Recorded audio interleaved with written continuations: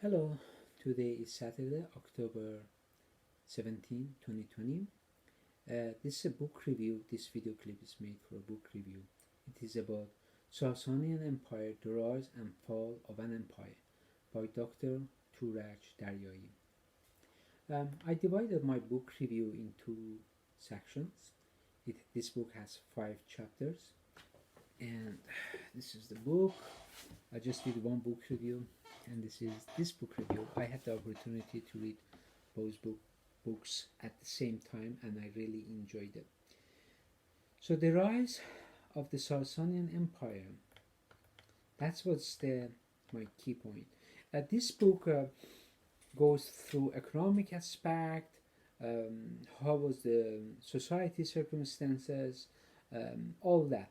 But for me, on a personal level, I wanted to see what was causing Sasanian Empire to rise, and what did cause the Sasanian Empire to collapse, and how it had an impact after the collapse, because that is very important for me to look into. So first I'm looking at the Sasanian Empire. The Sasanian Empire, officially known as the Empire of Iranians or Eranshahr, and called the Neo-Persian Empire by historians, was the last Persian imperial dynasty before Islam arrived in the mid-7th century AD, named after the House of Sasan.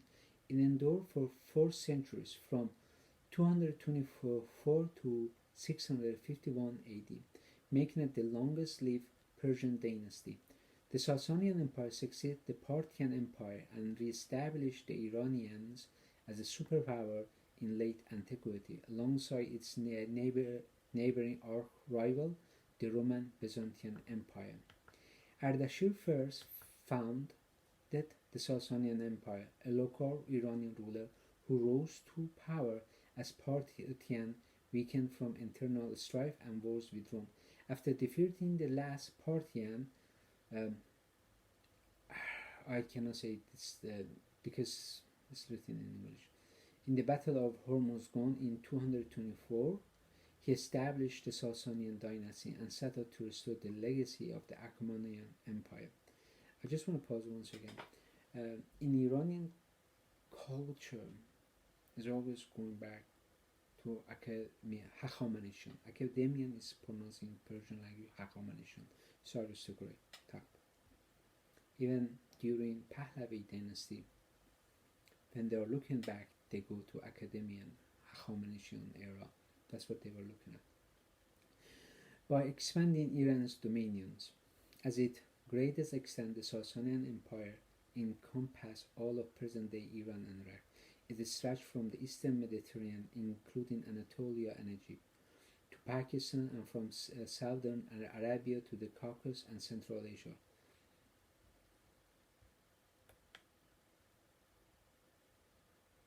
The period of Sasanian rule is considered a high point in Iranian history.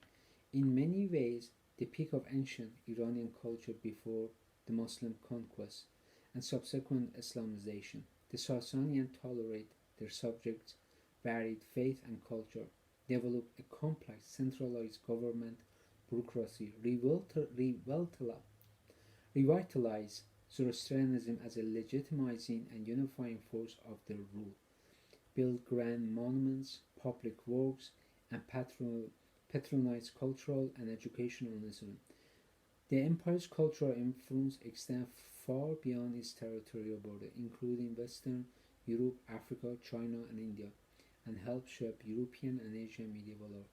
Persian culture became the basis for much of Islamic culture, influencing art, architecture, music, literature, and philosophy throughout the Muslim world. One thing that caught my attention in this book was the Perpetual Piece, because there is always been said that Rome was the biggest, the most powerful force in the world, as if Persia did not exist. When I'm watching the Western media, and I'm like, Iran, like, you didn't want to mess around with that. And there's a treaty signed between Persia and Iran. It's called the Perpetual Peace.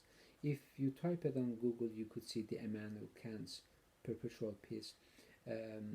But this one you need to type Rome and Persian to verify my claim. If you have not read the book, that's why you could verify my claim. So they're coming and they're signing a treaty, and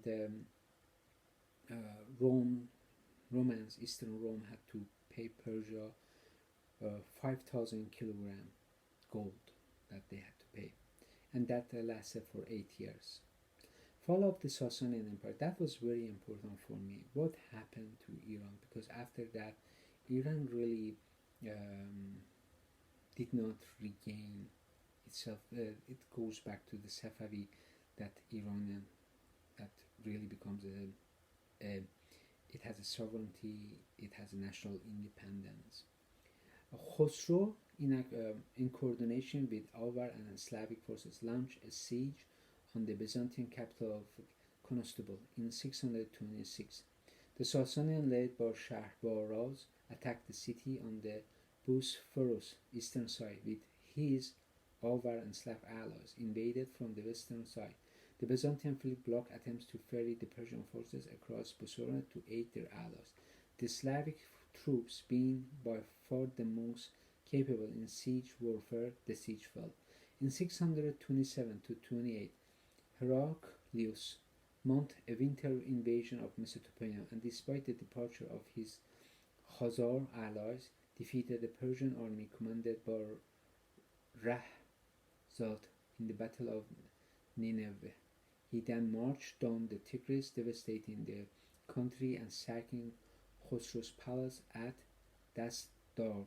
He prevented attacking Tisfun by destroying the Nahavaran Canal Bridge and conducted further raids before withdrawing up the Daryaee into northwestern Iran.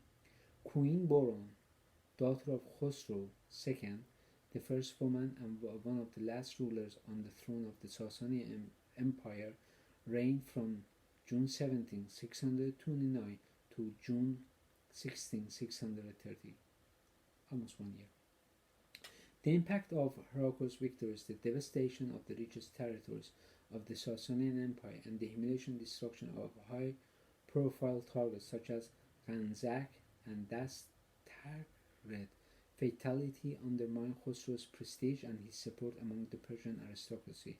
In early 628, he was overthrown and murdered by his son Kaveh II, who immediately brought an end to the war, agreeing to withdraw from all occupied territory. In 629, Heraclius restored the True Cross to Jerusalem in a majestic ceremony. Kaveh died within months, and chaos and civil war followed. Over 4 years and 5 successive kings, the Sasanian Empire weakened considerably. The power of central authority passed into the hands of generals. It would take several years for a strong king to emerge from a series of coups, and the Sasanians never had time to recover fully. In early 632, a grandson of Khosrow I, who had lived in hiding in Iskandar, Yazgird II, ascended to the throne.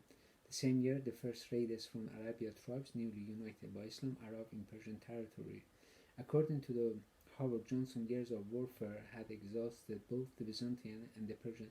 The Sasanians were further weakened by economic decline, heavy taxation, religious unrest, rigid social segregation, the increasing power of provincial landlords, and rapid turnover of rulers, facilitated Persia's Islamic conquest.